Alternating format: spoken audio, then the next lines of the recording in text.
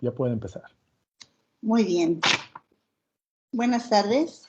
Sean todos bienvenidos a este foro AMEPAL, un espacio de unión entre nuestros socios con expertos de la inocuidad en sus diferentes áreas: académica, investigación, industria y regulación.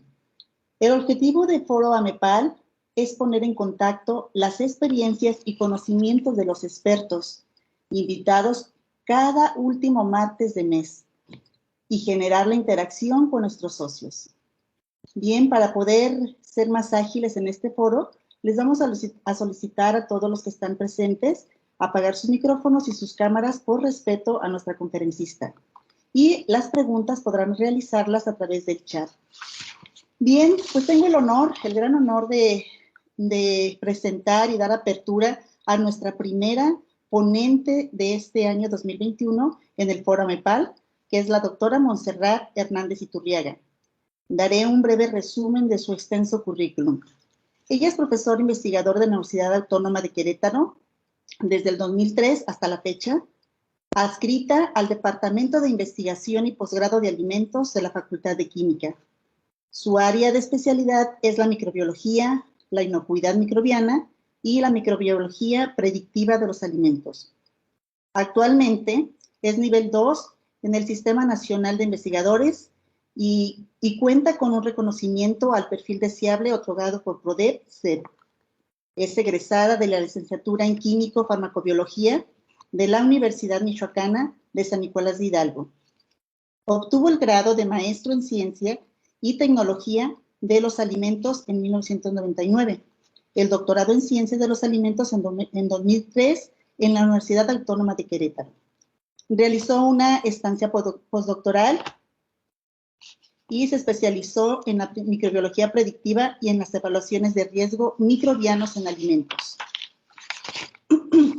Realizó estancias de investigación en diversas instituciones, como es la Universidad de Georgia, con el doctor Larry Bouchard en el 2001, en la Universidad de Valencia, España, con el doctor Antonio Martínez López en el 2003, en la Universidad de Tasmania, con el doctor Mark Tampin. Ha impartido cátedras a nivel licenciatura, especialidad, maestría y doctorado en diversos tópicos como microbiología de los alimentos, evaluación de riesgos microbianos en alimentos, evaluaciones microbianas en alimentos, aseguramiento de la inocuidad, legislación y seguridad en plantas de alimentos y seminarios de investigación. Participa activamente en la formación de recursos humanos, dirigiendo tesis de licenciatura, maestría y doctorado. Los resultados de sus cientos nuevas investigaciones se han presentado en congresos nacionales e internacionales. Es autor y coautor de 38 artículos publicados en revistas nacionales e internacionales indizadas y cuenta con 3 capítulos de libros. Ha impartido conferencias y ha sido instructor de cursos y talleres al personal que labora en industrias, instituciones educativas y gubernamentales, como es el caso de Senacica, Zagarpa, COFEPRIS y Secretaría de Salud. Ha sido instructor de HACCP y controles preventivos, miembro del Comité Científico de Conveys y es miembro de la Asociación Mexicana para la Protección de los Alimentos. Y en esta ocasión nos va a compartir la ponencia titulada Microorganismos patógenos durante la producción de alimentos, explorando la relación genética en los reservorios ecológicos. Cedo la palabra a la doctora Montserrat. Muchas gracias por la presentación. Les voy a compartir la pantalla y me dicen, por favor, si ya la ven completa. Sí, doctora. Ahí está bien. Muchas gracias. Bueno, pues agradezco esta invitación. Siempre para mí me da mucho gusto estar compartiendo con todos ustedes. Bueno, yo soy una de las personas fundadoras, ¿no? Desde hace ya muchos años que pertenece a esta asociación de la AMEPAL. Y bueno, me da mucho gusto ver cómo ha ido evolucionando, cómo ha ido cambiando el tipo de personas a las cuales se han inscrito a esta asociación. Entonces, bueno, pues el día de hoy vamos a platicar un poquito de un tema que considero es de gran importancia para la industria de alimentos y para todos los procesadores. Y bueno, esta presentación tiene algunos ejemplos de algunas investigaciones que hemos llevado a cabo en nuestro laboratorio, ahí con nuestros estudiantes del programa de posgrado. Y bueno, pues la pregunta que todos siempre nos hacemos, al menos los que estamos involucrados en esta área de producción y procesamiento de alimentos, es ¿en qué punto de la cadena se contamina? ¿Verdad? Y es sabido por todos nosotros que pues esto puede ocurrir en cualquier etapa, desde la granja hasta la mesa, ¿sí? Entonces, aquí es importante elucidar cómo es que esto ocurre. Y como sabemos, por ejemplo, concretándonos a la parte de procesamiento de los ambientes de producción, pues es sabido que los microorganismos pueden ingresar a través de diferentes elementos, como pueden ser materias primas, los trabajadores, algunos materiales de empaque, etcétera.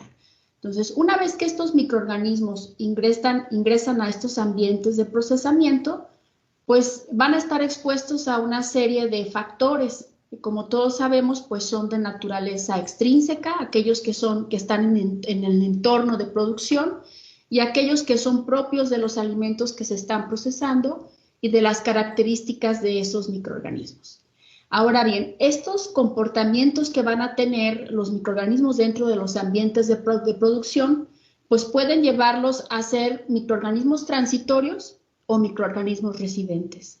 Los microorganismos transitorios, pues son, como ya mencioné, aquellos que se van a introducir esporádicamente, que se van a poder eliminar de una manera rápida y fácil a través de los programas de saneamiento habituales, y que, bueno, estos no van a establecerse en estos ambientes de producción.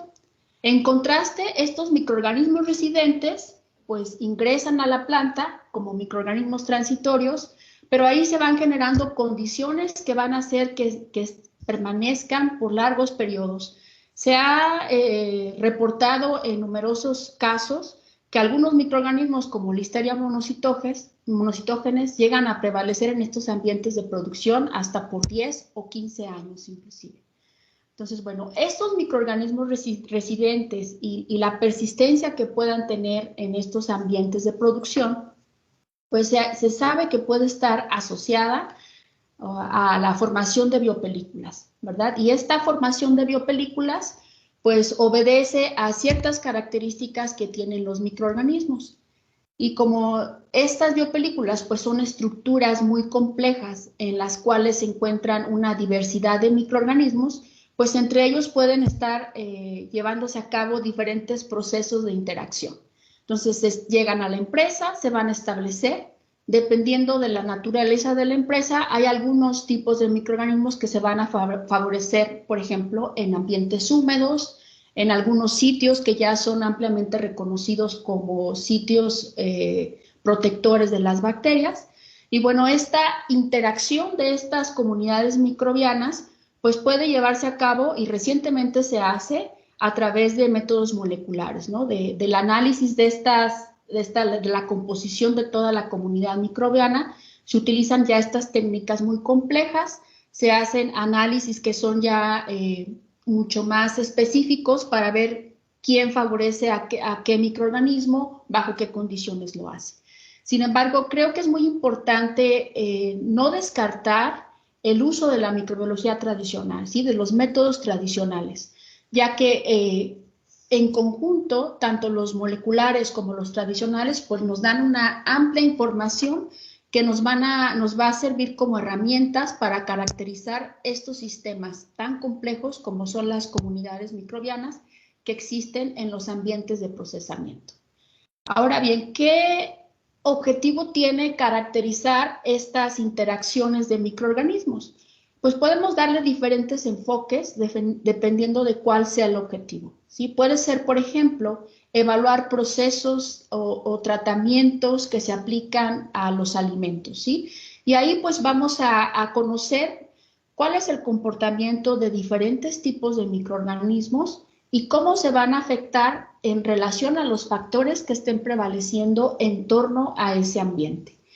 Otra de las formas muy conocidas, sobre todo los que nos dedicamos a la inocuidad de alimentos, pues es aplicar estas herramientas, tanto las moleculares como las tradicionales, para identificar cuáles son las fuentes de contaminación y cuáles son los mecanismos que están operando dentro de un proceso de producción.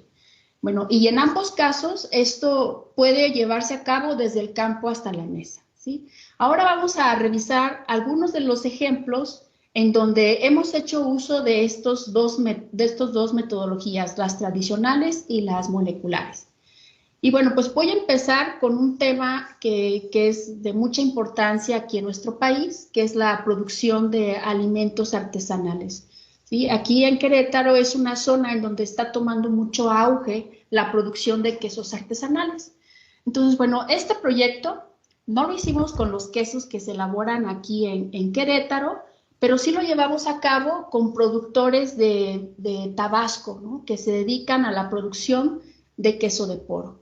Y bueno, este queso de poro, como muchos de los quesos que se producen en nuestro país, es elaborado con leche cruda y a la cual se le adiciona suero que es obtenida de procesos de producción anteriores, ¿no? Entonces, lo que se hace, ese suero se adiciona a la leche cruda, es decir, funge como un cultivo iniciador. Después se deja cuajar, se hace un corte de la cuajada, se deja reposar, se hace un moldeo y después se prensa. Como podemos ver en estas fotografías, pues estos métodos que se utilizan para la producción de este queso de poro, pues son artesanales totalmente, ¿no? Y bueno, finalmente se deja reposar por 2 días, se recubre con un recubrimiento de cera y finalmente se empaca y se almacena. Generalmente este tipo de queso se deja almacenar hasta por 60 días y se dice que es cuando el queso alcanza los olores y los sabores deseados en este tipo en este queso de poro. Entonces, bueno, lo que hicimos en este estudio pues fue muestrear 3 empresas que se dedicaban a producir queso de poro y que estaban ubicadas en el estado de Tabasco. Y lo llevamos a cabo en 2 temporadas estos muestreos, en temporada seca y en temporada lluviosa. Como nosotros sabemos, en el estado de Tabasco, pues es un estado donde llueve mucho en la época de lluvias y por tanto la humedad del medio ambiente pues es elevada, ¿sí? Y varía considerablemente en relación a la temporada seca. Bueno, lo que hicimos pues fue colectar diferentes tipos de muestras que fueron desde el queso ya terminado, la leche que se utilizaba para la elaboración, el suero fermentado, la cuajada y el queso a los recién preparados que fueron 7, 30 y 60 días. Entonces aquí queríamos ver cómo evolucionaba esta comunidad microbiana a lo largo del almacenamiento de los quesos. Y bueno, lo que hicimos pues fue combinar, como ya les mencionaba yo anteriormente, los métodos tradicionales de cultivo y utilizamos en ese momento la pirosecuenciación. Y bueno, aquí lo que hicimos fue caracterizar cuantificar los microorganismos indicadores que aquí tenemos listados y buscar la presencia de Listeria monocytogenes y Salmonella. Esto nos resultaba de mucho interés, ya que, como mencioné en un principio, pues este queso es elaborado con leche cruda. Entonces, bueno, lo que hicimos pues fue, después de que el queso de que ya estaba terminado y que se almacenó, lo que hicimos fue monitorear el pH y la actividad de agua. Y aquí, bueno, por razones de tiempo, les muestro el resumen de lo que sucedió en las 3 queserías que estudiamos. Y como pueden apreciar, pues el pH varió considerablemente en la época seca y en la época lluviosa, así como la actividad de agua también en este queso. Cabe mencionar que sí notamos durante el desarrollo del estudio, pues que inclusive la apariencia del queso cambiaba considerablemente. Y bueno, en relación a estos microorganismos indicadores, pues lo que observamos fue, en el caso de las bacterias mesófilas aerobias y las bacterias acidolácticas, pues hubo más o menos un comportamiento regular, es decir, no varió considerablemente a través del tiempo de almacenamiento. Sin embargo, en el caso de los hongos y las levaduras, aquí sí, al final del almacenamiento, se disparaban ambos indicadores en la época de lluvias. Y entonces, bueno, aquí ya nos dejaba ver que no era homogénea la calidad microbiológica de estos quesos que se estaban produciendo en los 3 ranchos. Ahora bien, no encontramos en ninguna de las muestras de leche, cuajada ni de queso la presencia de coliformes totales, fecales y Escherichia coli. Y tampoco se logró detectar salmonela y listeria monocitógenes por el método tradicional, lo cual pues ya era un alivio, ¿no? Porque, como mencioné, pues se utilizaba la leche cruda. Entonces, lo que hicimos pues fue, al mismo tiempo que se hizo la cuantificación de microorganismos indicadores y la detección de estos agentes patógenos, pues mandamos a hacer la pirosecuenciación.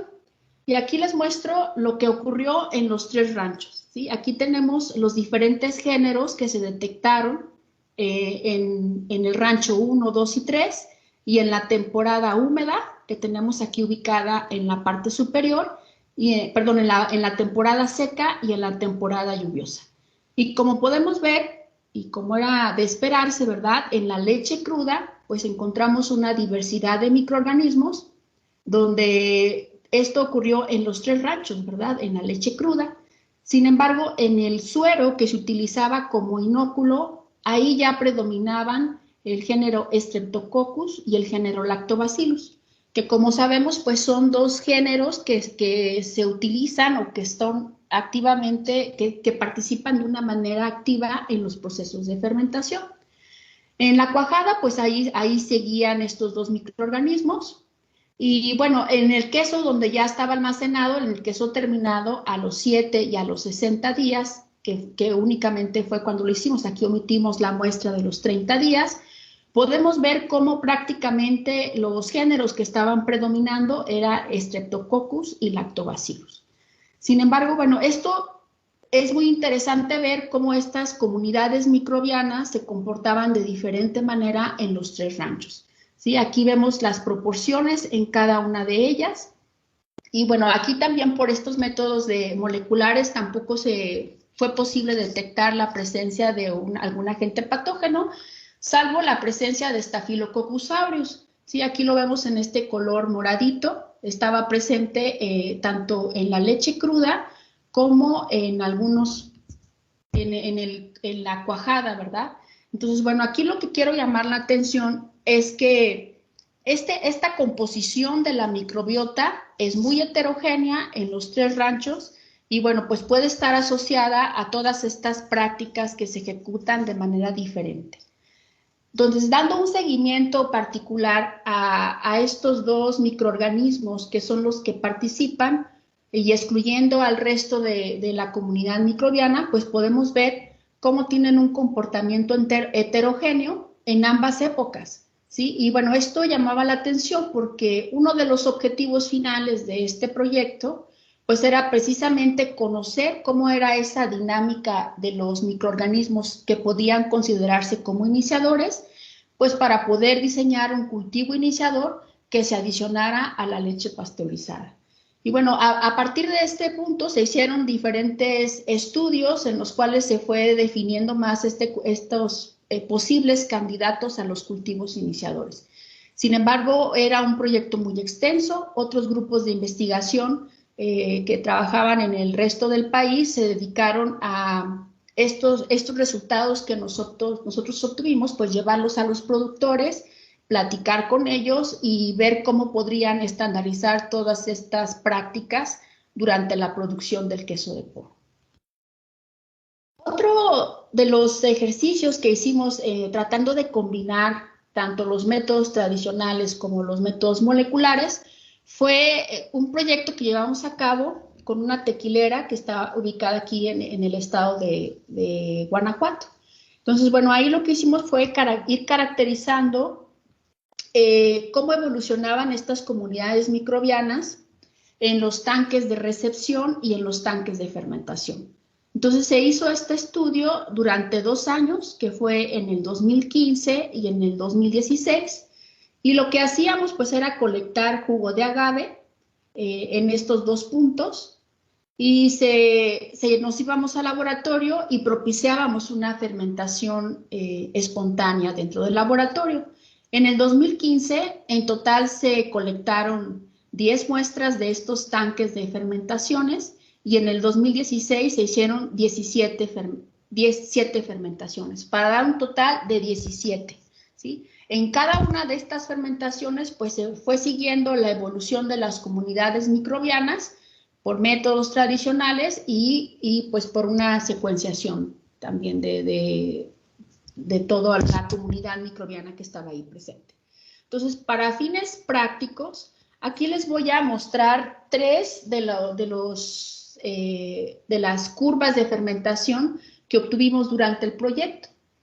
Este tanque fue en el 2015 y estos dos tanques que vemos acá fueron en el 2016. Y como podemos observar, aquí está cómo fueron cambiando las poblaciones de levaduras, que las ubicamos aquí en la línea azul, y en verde las poblaciones de bacterias acidolácticas. Entonces, como podemos ver, fue muy heterogéneo en estos dos ciclos de producción. Y bueno, en el resto de las fermentaciones, pues no se diga, ¿no? Era muy variable la dinámica que iban teniendo estos microorganismos. Al mismo tiempo que se hizo la cuantificación a través del tiempo, pues también se determinaron la producción de etanol, el rendimiento de azúcares, la eficiencia fermentativa. Sí, todo esto con propósitos tecnológicos. Entonces, como podemos ver también, por ejemplo, la producción de etanol pues varió considerablemente, sobre todo en estos tanques de fermentación, ¿verdad? Que lo tenemos aquí en la muestra A, se produjo 16.23 gramos por litro, mientras que en el tanque de fermentación en el siguiente año se produjo 10.96. Entonces, bueno, esto nos habla de esta heterogeneidad que existe aún en empresas que están bien establecidas. Y bueno, cabe mencionar que además de hacer estas fermentaciones, también lo que se hizo pues fue aislar microorganismos de los diferentes puntos de muestreo, ¿sí? Tanto bacterias acidolácticas como levaduras. Entonces, del análisis de la secuenciación masiva que hicimos de estas comunidades microbianas que se encontraban en las tres fermentaciones, aquí en la parte superior podemos ver qué pasó con las bacterias acidolácticas y aquí en la parte inferior qué pasó con las levaduras. Y como podemos ver, por ejemplo, en las muestras que se colectaron en el año 2015, pues vemos que no hay, o que prácticamente la diversidad microbiana es muy poca en estas muestras y únicamente estuvo presente la levadura Saccharomyces cerevisiae.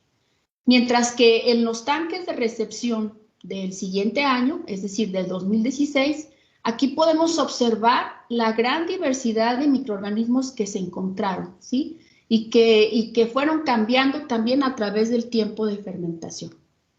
Ahora bien, en relación a las levaduras, pues vemos que aquí apareció otra especie, sin embargo, la predominante pues siguió siendo Saccharomyces. Mientras que en el tanque de fermentación también vemos aquí que fueron disminuyendo la cantidad de bacterias presentes, sin embargo, bueno, a diferencia del año 2015, que lo contrastamos acá, sí hubo una gran diversidad, predominando el género Lactobacillus. Y bueno, aquí observando o llevando estos resultados que obtuvimos a lo que estaba sucediendo en un escenario real ahí en la planta, pues nos percatamos que en el año 2015 sí se hacía un procedimiento de lavado y desinfección exhaustivo en los tanques. Entonces, como podemos ver, esto tuvo un efecto en la comunidad microbiana que estaba presente en esos tanques.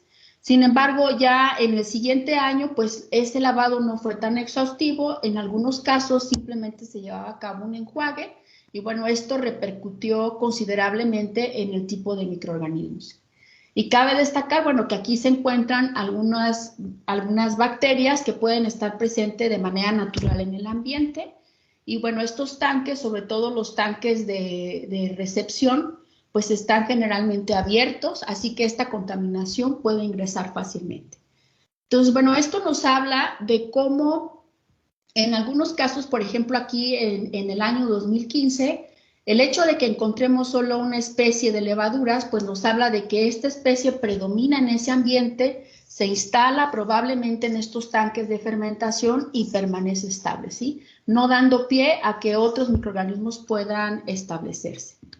Y bueno, siguiendo con el proyecto, como les comentaba, se aislaron tanto cepas de levaduras como de bacterias acidolácticas, y aquí nuevamente tenemos cómo se identificaron cada una de esas cepas. Se aislaron en el año 2015 328 y en el 2016 277. ¿Sí? Entonces, como vemos, pues fue un trabajo muy arduo. Se hizo una clasificación de las cepas y seleccionaron algunas al azar, se identificaron. Y aquí estos resultados ya de los cultivos que nosotros obtuvimos, pues coincide con lo que veíamos anteriormente. Sin embargo, aquí evidentemente la diversidad pues no fue tanta, ¿no? Esto lo podemos apreciar de una manera mucho más clara en relación a las bacterias acidolácticas. La diversidad fue mayor en el año 2015 y en el 2016 que en el 2016. Aquí lo que es importante tomar en cuenta es que cuando hablamos de estos cultivos tradicionales, pues la recuperación de los microorganismos está en función de los medios que utilicemos y de la capacidad que tengan esos microorganismos para proliferar en estos medios, ¿sí? Entonces, no encontramos la diversidad de bacterias que estaban presentes mediante la secuenciación, sin embargo, nos pudimos acercar un poquito, ¿sí? Y los resultados eran congruentes con lo esperado. A partir de estos resultados, pues, y de todas estas cepas, se hizo una depuración, se hizo una preselección, en la cual, bueno, el interés que teníamos, además de conocer cómo evolucionaba la microbiota, era poder detectar aquellas levaduras que tuvieran las mejores capacidades para proliferar en estos ambientes de fermentación de la producción del jugo de agave. Y entonces lo que se hizo, pues, fue hacer esta preselección de tal manera que nos quedamos con 89 cepas y se hicieron desarrollar en una combinación de tratamientos en los que se combinaba el porcentaje de fructosa y de etanol. Y evidentemente los que más nos interesaban pues eran aquellos que eran muy cercanos a lo que pudiera suceder durante la fermentación del jugo de agave. Es decir, cuando el porcentaje de fructosa tiende a disminuir y el porcentaje de etanol tiende a aumentar. Entonces, esto lo llevamos a estas cepas y se hizo una agrupación de todas ellas por la capacidad que tuvieran para desarrollar. Y en función de eso, pues se determinaron variables como la máxima población alcanzada, la duración de la fase lag y el tiempo de duplicación. Y en base a eso se hizo este análisis y pues evidentemente los microorganismos que más interesaban pues eran aquellos que tenían una capacidad para desarrollar más rápida en estas condiciones que estoy mencionando, ¿no? Estas condiciones de fructosa y de etanol.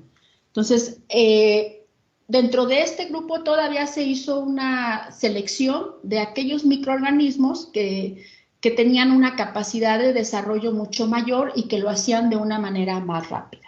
Entonces, aquí se seleccionaron de este conjunto del grupo 1, finalmente se seleccionaron 3 cepas, que son las que tenemos aquí listadas, y bueno, estas cepas se continuó con una serie de estudios en donde se estudió qué interacción podía tener con diferentes bacterias acidolácticas y si había interferencia o no, ¿verdad? Y bueno, esto ya está publicado, esta forma de ir depurando, y lo hemos aplicado en el grupo de trabajo, este análisis de las comunidades microbianas durante la fermentación, por ejemplo, de vinos también.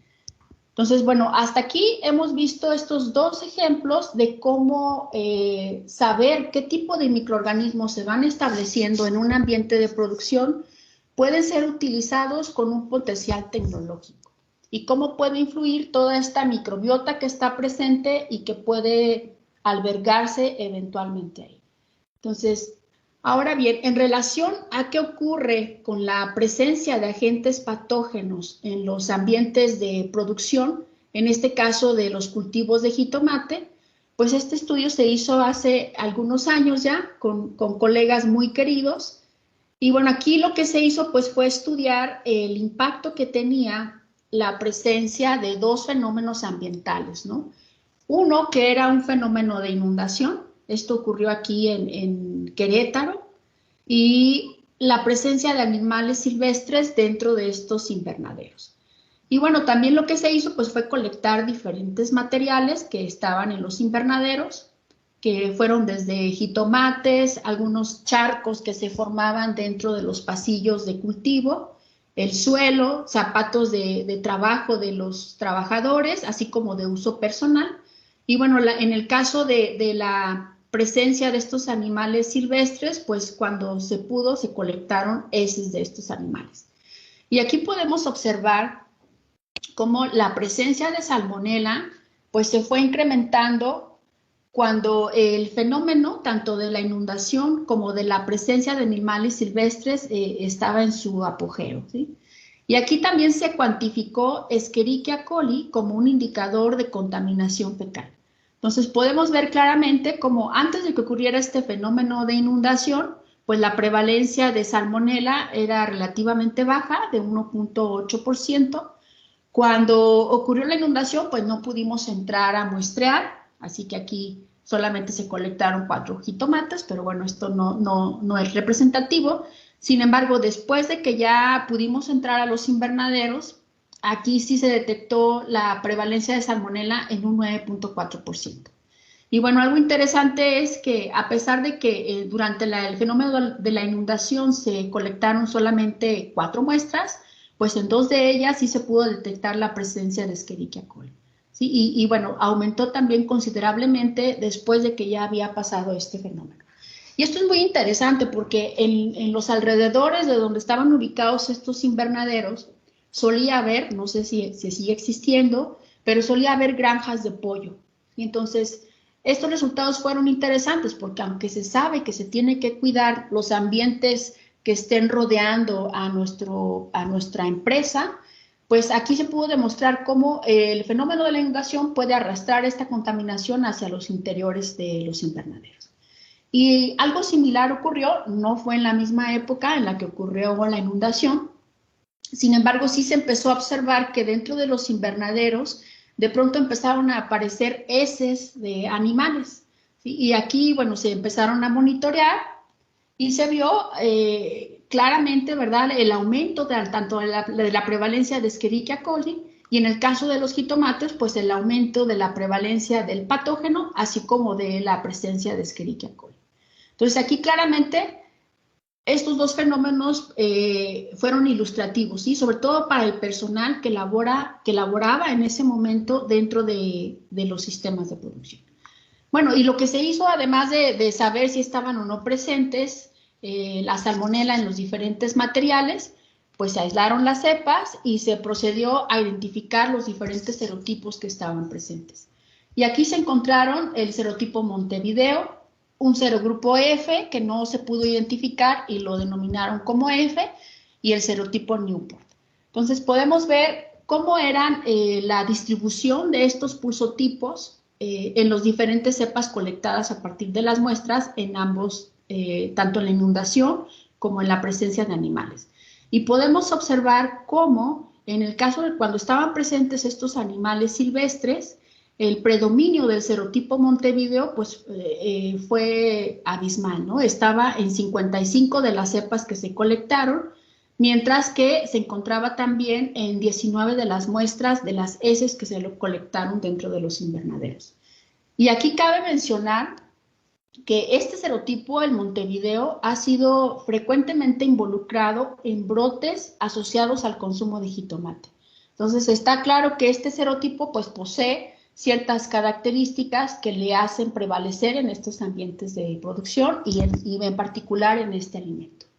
Entonces, bueno, una vez que se conoció cuáles eran los serotipos que estaban prevaleciendo en ese ambiente, pues entonces se hizo a cabo una caracterización utilizando una técnica que se conoce como electroforesis en gel por campos pulsados o PFGE, ¿sí? Esta técnica ha sido muy utilizada por el Centro para el Control de Enfermedades en Estados Unidos para saber si la cepa que está involucrada en un brote, por ejemplo, y que ha sido recuperada de un paciente y que ha sido recuperada de un alimento es la misma.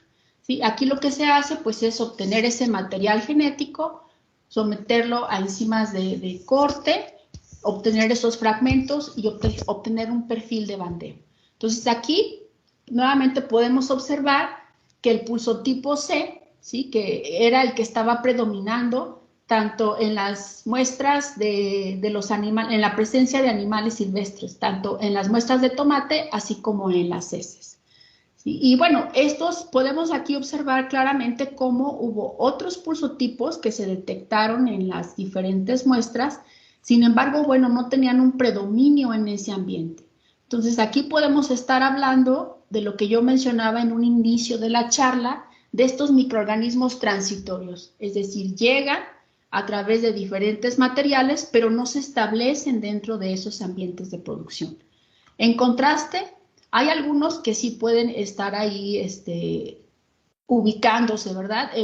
Una de las cosas interesantes que observamos fue que a raíz de que empezaron a ingresar estos animales ahí a los invernaderos, pues empezó a especular qué tipo de animal era el que estaba presente. Y bueno, en estas zonas de producción, aquí en el estado de Querétaro, la presencia de estos mapaches es muy común. Entonces, la estructura de los invernaderos permitía el ingreso de estos animales y bueno, ahí se colocaron trampas y se logró erradicar la presencia, no se mataron, ¿verdad? Simplemente se colocaban las trampas y se sacaban de los ambientes de producción. Se mejoró considerablemente la infraestructura de los invernaderos, es decir, se construyeron especies de cimientos para evitar que los mapaches pudieran cavar e introducirse a los invernaderos.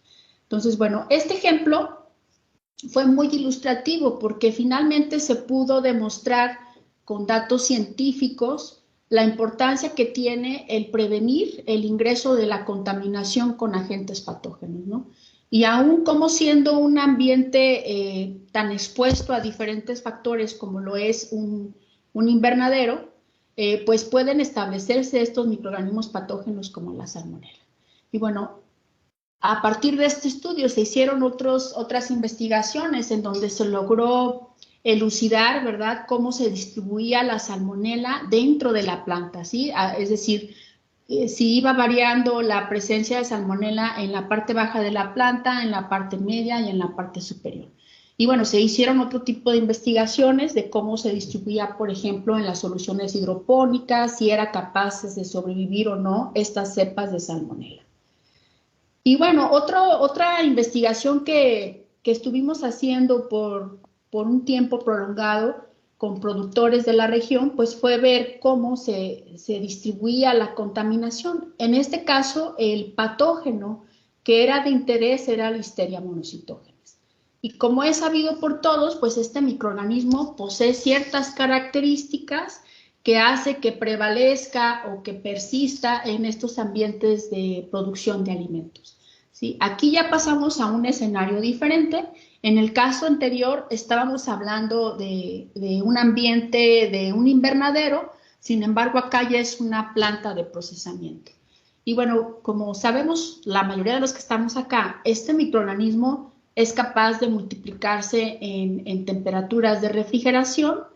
Es conocido por esta capacidad que tiene para formar biopelículas y como yo mencionaba en un principio de la charla, se sabe que estas estructuras pues sirven para albergar a los microorganismos y los ayuda a persistir en los ambientes, ¿sí? Es un microorganismo ambiental. Entonces aquí el problema del control de este microorganismo se hace mucho más complejo, porque este microorganismo lo vamos a encontrar de manera natural en las plantas, en el suelo, y bueno, pensando por ejemplo en esta investigación que realizamos con hortalizas, pues evitar la contaminación de origen es prácticamente imposible. Y bueno, está presente en suelo, agua, animales y dada la naturaleza que tiene de este carácter ciclótrofo, pues es muy asociado a alimentos listos para el consumo. Entonces, bueno, acá lo que hicimos pues fue colectar muestras, se hicieron estudios longitudinales, es decir, desde la entrada del producto, pasando por todas las etapas, que así de manera rápida pues consistía en un área de corte, un área de lavado, un área de escaldado y congelación y finalmente las líneas de empacado. Y durante todo este proceso se recolectaron muestras de producto. En el caso del área de corte pues era producto crudo y aquí ya producto que estaba congelado y finalmente producto terminado. También se monitorearon diferentes superficies de no contacto, es decir, pisos, coladeras, paredes que estaban alrededor de estas zonas, así como las superficies de contacto directo como bandas transportadoras. Y bueno, lo que se hizo pues fue determinar si estaba presente Listeria monocytogenes y también si estaban presentes otras especies de Listeria, ¿sí? Y es sabido por todos nosotros que Listeria spp se utiliza como un indicador de la presencia de Listeria monocytogenes. Entonces aquí vemos la prevalencia que tenía ambos tipos de microorganismos en los diferentes tipos de superficie. En total se colectaron 574 muestras, 49 resultaron positivas a Listeria monocytogenes y 74 a cepas, ¿sí? Sí, perdón, de estas 49 muestras positivas se lograron recuperar 79 cepas de Listeria monocytogenes. Y bueno, se hizo un estudio de correlación en la cual se vio que en las superficies de no contacto, es decir, pisos, coladeras, paredes, en el 95%, había un 95% de correlación. Es decir, cuando se encontraba la presencia de Listeria spp, en el 95% de los casos estaba la presencia de Listeria monocytogenes. Aquí este microorganismo indicador funcionaba de una manera muy efectiva para predecir la posible presencia del agente patógeno. Sin embargo, bueno, este porcentaje de correlación disminuyó cuando hablábamos del producto ya terminado hasta un 67%, y cuando se hablaba de una superficie de contacto directo del alimento bajó hasta un 60%. Entonces, esta información que obtuvo la empresa le sirvió, fue de mucha utilidad porque podía tomar acciones correctivas inmediatas, sobre todo cuando se estaba hablando de superficies de no contacto. Inmediatamente procedían a aplicar estas medidas en el caso de la detección de Listeria spp sin la necesidad de detectar la presencia de Listeria monocytogenes. Y bueno, pues ya con esta información que se tenía de en qué tipo de muestras estaba presente la Listeria monocytogenes, se ubicó que la zona clave, la zona crítica en donde ocurría una recontaminación del producto, porque para este punto ya había pasado por un tratamiento de escaldado, era precisamente en las zonas de empaque, ¿sí? Y aquí podemos observar con los recuadros en los diferentes colores.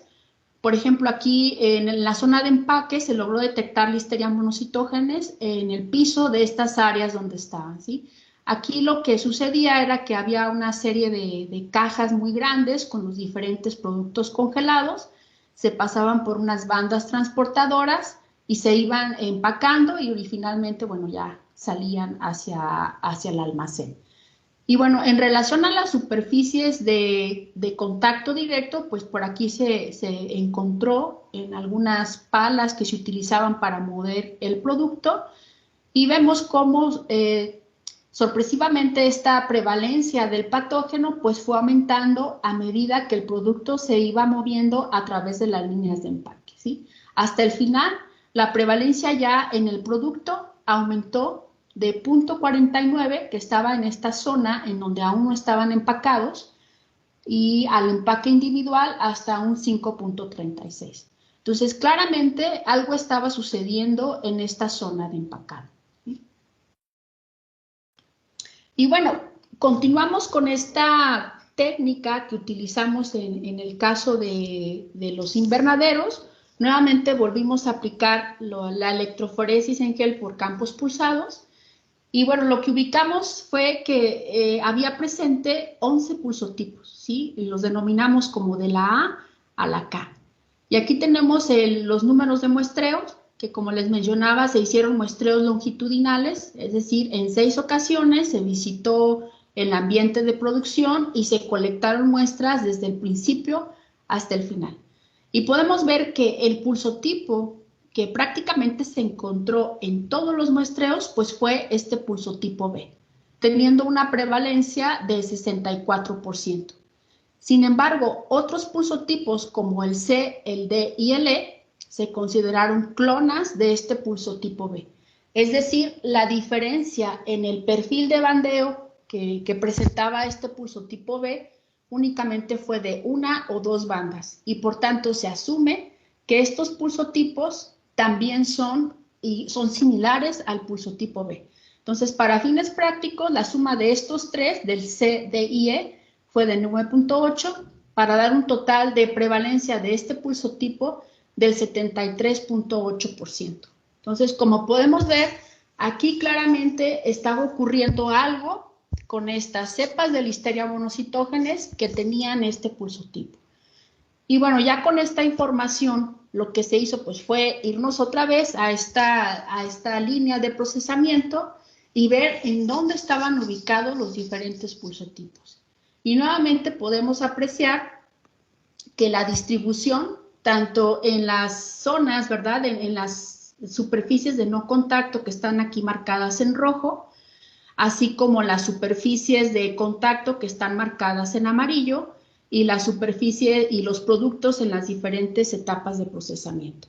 Entonces, aquí marcamos en dónde estaban ubicados estos pulsotipos que se considera el B o los otros que se consideraban clonas del B, y pues claramente podemos observar que en algún punto, ¿verdad?, ingresaban estos productos o estaban presentes en los productos crudos, y que también se distribuían, algo muy interesante, en estas superficies de no contacto, ¿sí? Aquí lo vemos en el área de lavado, está el pulsotipo B, en el área de escaldado y congelación también se encontró, así como en las áreas de empacado.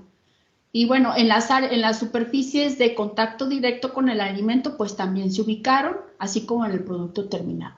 Entonces, con esta información, aunado a una serie de muestreos y de observaciones que se hicieron durante todo el procesamiento, pues se logró detectar qué prácticas estaban ocurriendo, ¿sí?, que podían contribuir a diseminar esta contaminación en el proceso.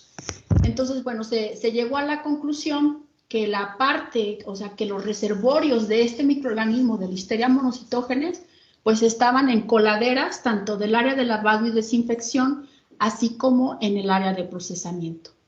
Y bueno, en los pisos del área de procesamiento también se encontró. Entonces, estos reservorios, ¿sí?, estos lugares húmedos como las coladeras y los pisos dentro de las áreas de procesamiento, ya han sido reportados en la literatura como lugares, como nichos en los cuales puede favorecerse la prevalencia de estos microorganismos.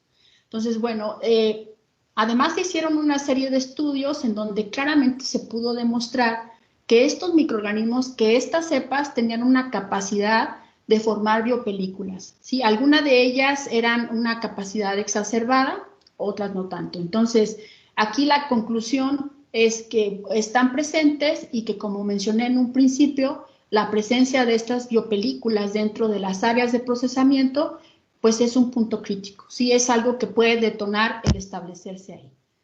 Y bueno, con toda esta información, también lo que se hizo es decir, bueno, el siguiente cuestionamiento fue, ¿qué tan efectivos están siendo estos procedimientos de lavado y desinfección dentro de tanto del producto como de superficies que estén ahí en el área de procesamiento? Y entonces, bueno, lo que se hizo pues fue evaluar diferentes tratamientos como opciones y diferentes alimentos, ¿no? Por cuestiones de tiempo solamente les voy a presentar uno, que es los resultados que obtuvimos cuando se desinfectaba espinaca en particular. Y bueno, aquí un dato importante fue que nosotros consideramos evaluar como factor la historia de la célula, es decir, cuál es el origen de la célula que se asocia a su historia de vida, qué tanto impacto puede tener en la efectividad de un tratamiento de descontaminación. Entonces aquí probamos todos estos tratamientos: hipoclorito de sodio, ácido peracético, plata coloidal, metabisulfito de sodio y dióxido de cloro, ¿sí? Este tratamiento de plata coloidal, tengo que decirles que fue finalmente una cuestión ahí de curiosidad, porque este es un agente desinfectante que se vende con frecuencia para uso casero en los centros comerciales. Y bueno, utilizamos 2 mezclas de cepas de colección y cepas de Listeria monocitógenes que recuperamos de estos ambientes de producción. Y aquí tenemos la población que recuperamos después de la aplicación de los diferentes tratamientos. Y como podemos observar aquí en la parte superior, tenemos las cepas de colección, es decir, cepas que tenemos en nuestro cepario en el laboratorio y cepas que recuperamos de la planta procesadora. Y como podemos observar, pues en relación al agua, este metabisulfito de sodio, el dióxido de cloro y la plata coloidal, pues prácticamente podemos considerar que son tratamientos iguales. Lo mismo sucedió con los microorganismos que recuperamos de la planta procesadora. Sin embargo, cuando evaluamos el efecto del hipoclorito de sodio, aquí podemos ver claramente que la cantidad de microorganismos que sobrevivieron cuando utilizamos o cuando evaluamos las cepas de colección, pues fue menor en relación a aquellos microorganismos que sobrevivieron cuando su origen era a partir de la planta procesadora. Y entonces, lo mismo sucedió con el ácido peracético. Entonces, esto es muy interesante ver cómo estas comunidades microbianas que se establecen en los ambientes de producción pueden ir generando esta resistencia, particularmente a los agentes desinfectantes que se utilicen. Y bueno, es conocido que dentro de estas estructuras, estas biopelículas, como la que vemos acá, pues pueden encontrarse en diferentes estadios las células, ¿verdad? Puede haber células que se encuentren en el centro geométrico de esta biopelícula y bueno, estas células van a estar hasta cierto punto protegidas, ¿sí?, por esta matriz de polisacáridos que los recubre de la exposición a un agente antimicrobiano. Entonces, las células que están en la superficie, pues seguramente van a ser fácilmente inactivadas por los agentes germicidas. Sin embargo, aquellas que estén en el interior, pues pueden verse protegidas.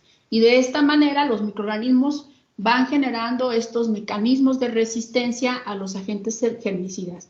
De ahí que es muy importante entonces que los productores, ¿verdad?, que van a llevar a cabo estos estudios de validación de la efectividad de tratamientos como la desinfección química, pues tomen en cuenta el origen de las cepas, ¿sí?, que están utilizando para llevar a cabo estos estudios. Entonces, bueno, todo esto, pues simplemente para no olvidar, ¿verdad?, que el enfoque que tenemos en la inocuidad de los alimentos tiene que ser un enfoque preventivo, básicamente. Y ya todos conocemos, pues, los diferentes tipos de programas que se implementan para asegurar la inocuidad de los alimentos, ¿sí?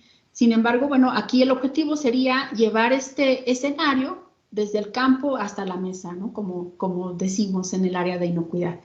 Y bueno, y no olvidar, ¿verdad?, que estos microorganismos no están aislados en los alimentos, sino siempre están en un conjunto, ¿sí? Están en una comunidad de microorganismos.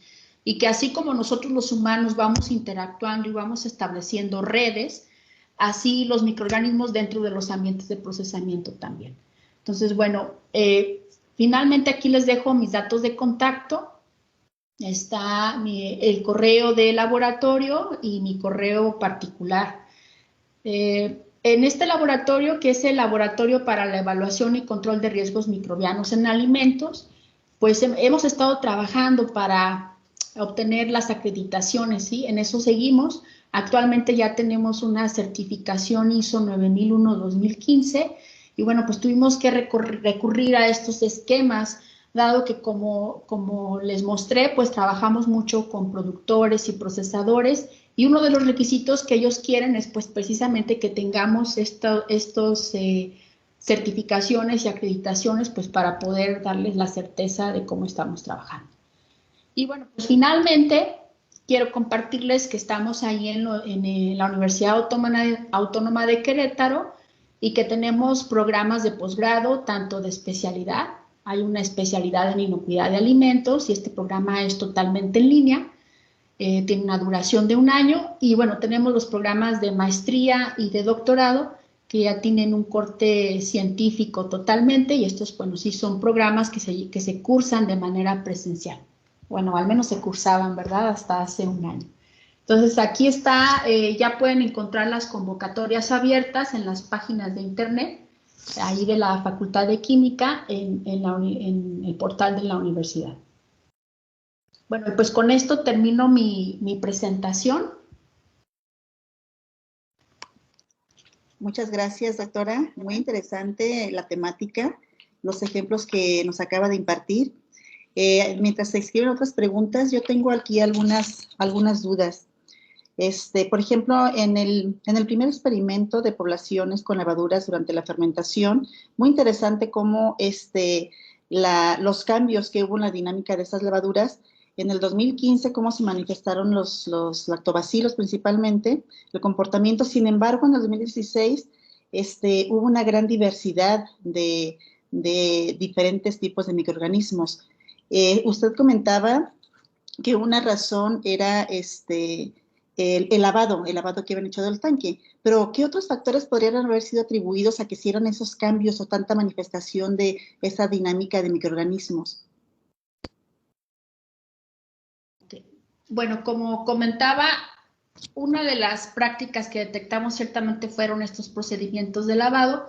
Sin embargo, también esta diversidad de microorganismos, principalmente de bacterias que observamos, ocurrieron en un inicio en estos tanques de recepción, ¿sí? Y estos tanques de recepción permanecían abiertos, entonces la contaminación ambiental pues pudo haberse estado incorporando ahí a este proceso, ¿no? A este tanque de recepción en donde ya se recibe el jugo de agave que ha sido tratado térmicamente e ingresa a esos tanques de recepción para de ahí pasar a los tanques de fermentación. Entonces, bueno, nuevamente los procedimientos de limpieza y desinfección, así como la exposición a otras fuentes ambientales, pues son factores determinantes, ¿sí? Que aquí, como observamos en este ejemplo de la fermentación del jugo de agave, pues puede ser una microbiota transitoria, ¿sí? A lo mejor pueden no establecerse. Aquí en la fermentación es muy típico que predomina un microorganismo, ¿no? Y particularmente en la fermentación de jugo de agave, pues las altas concentraciones de fructosa, así como las altas concentraciones de etanol, pues hace que la microbiota se seleccione, por así decirlo. Sin embargo, si fuera otro escenario con otro tipo de alimentos, pues ahí el problema podría ser diferente. Muy bien, muchas gracias. Hay una pregunta aquí en el chat que dice que con base en sus resultados de análisis de quesos, ¿se puede decir entonces que la producción artesanal de quesos es segura? Esa es una buena pregunta, ¿no? Yo creo que podríamos decir que no.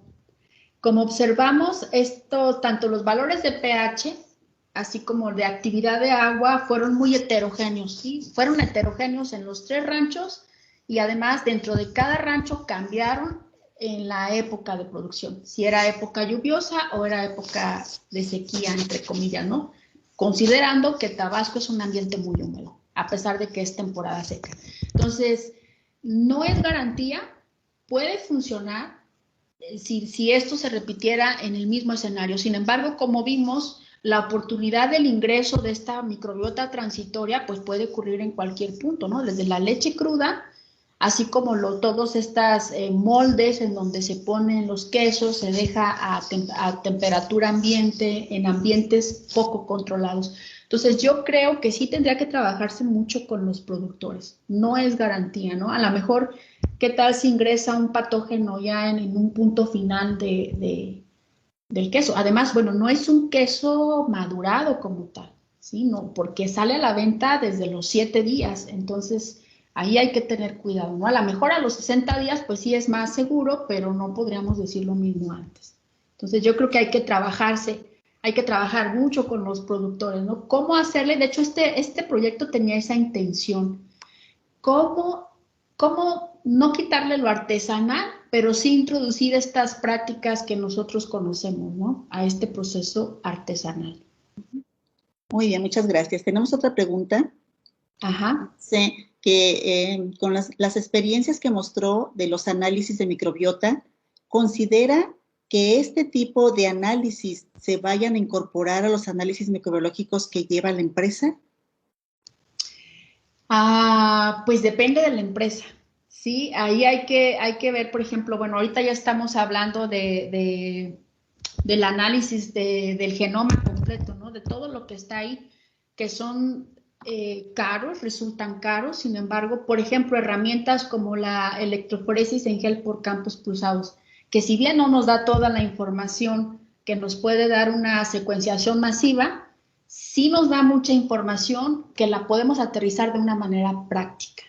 Entonces, eso sí está al alcance de la mano de nuestros productores y que, como vimos en ese ejemplo, pudimos trazar en dónde ocurrió esa contaminación, ¿no? Ahí les mencionaba yo que en las áreas de procesamiento se encontraba Listeria monocitógenes, por ejemplo, en las coladeras, en los pisos de empaque.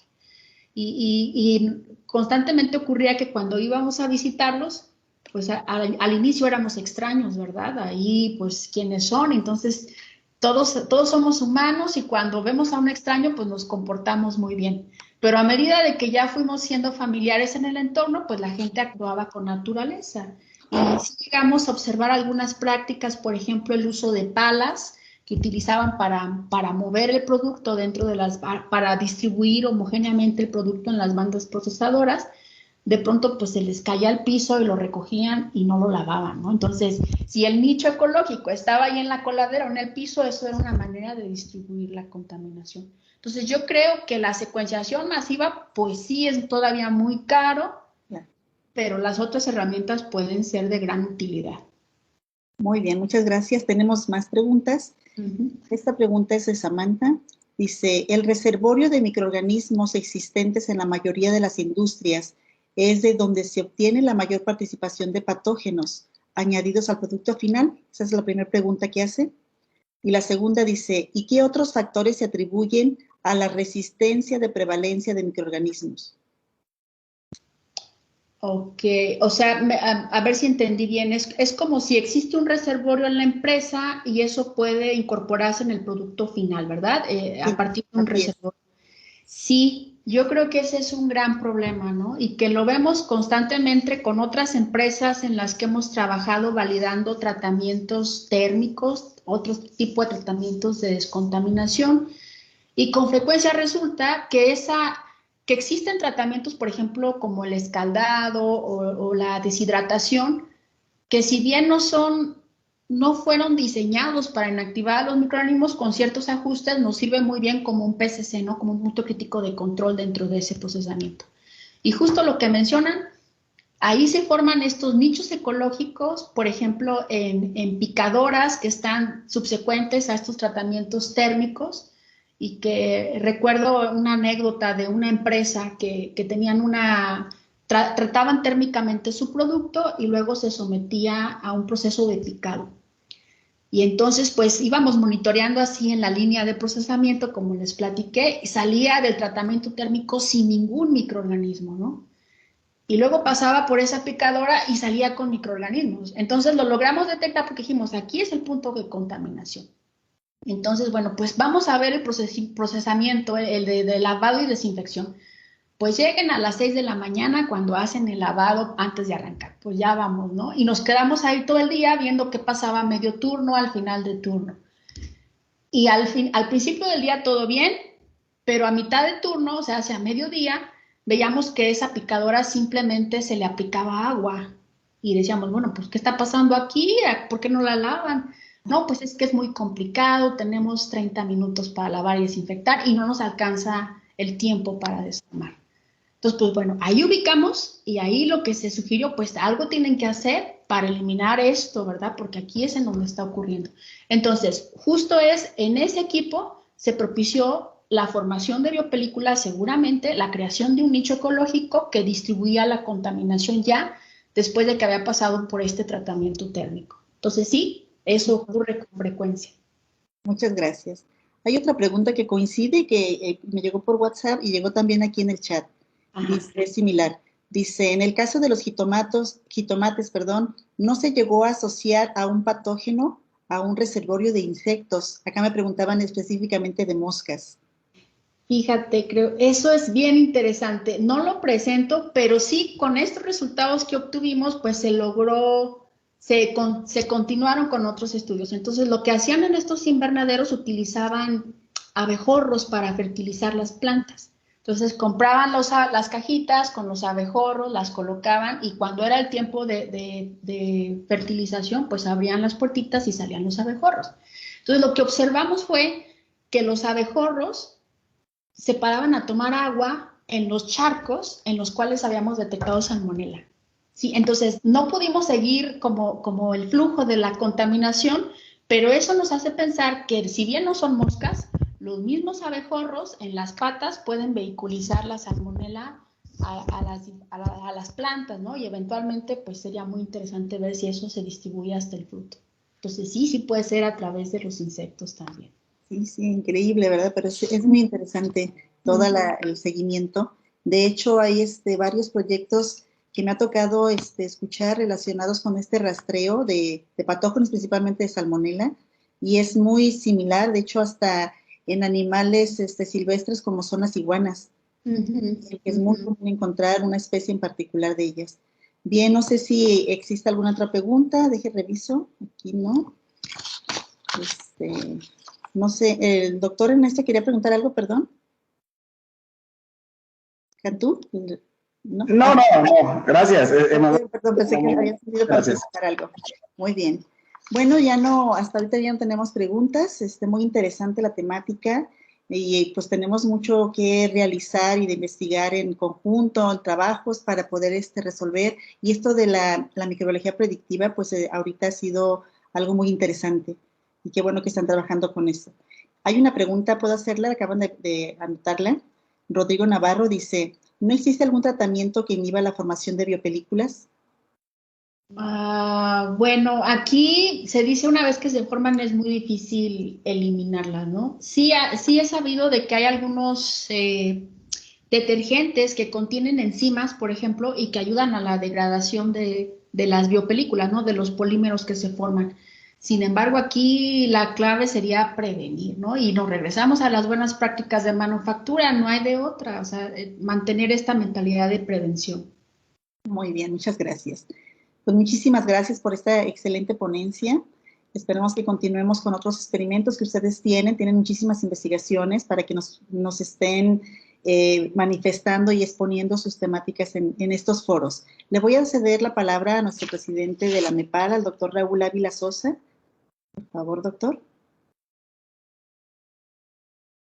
Muchas gracias y permítame compartirles a todos ustedes el reconocimiento que de manera virtual le hacemos llegar a la doctora Monse. Muchísimas gracias, doctora, por habernos concedido y haber compartido un poquito de su tiempo con estos conocimientos que tiene. Y déjenme comentarles que este ha sido el foro en donde pues más asistentes hemos tenido, más de 70 asistentes.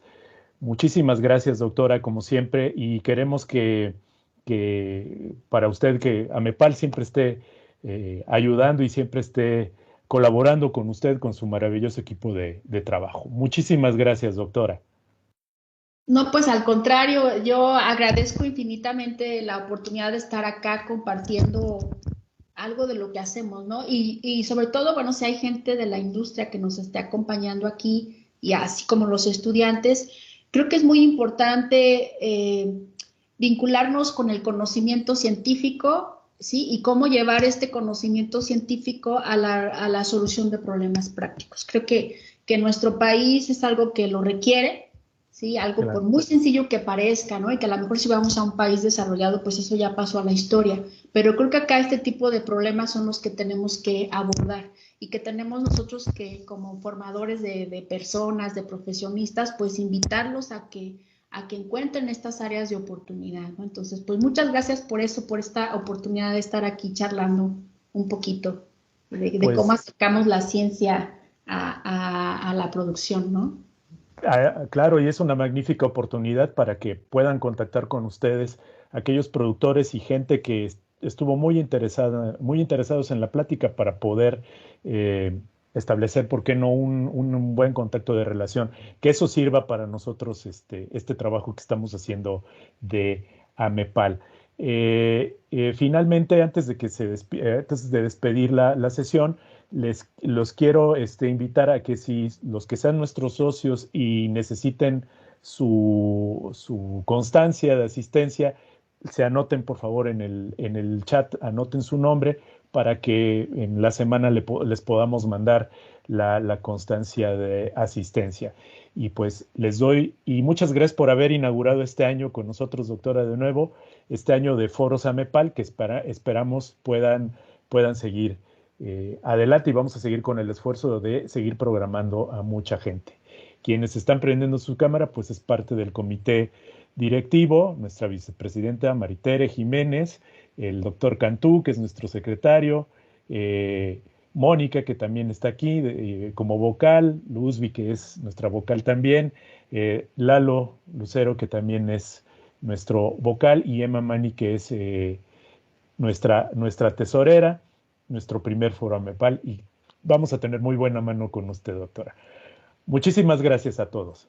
Muchas gracias y felicidades a todos. Hasta luego. Cuídense mucho. Muchas gracias a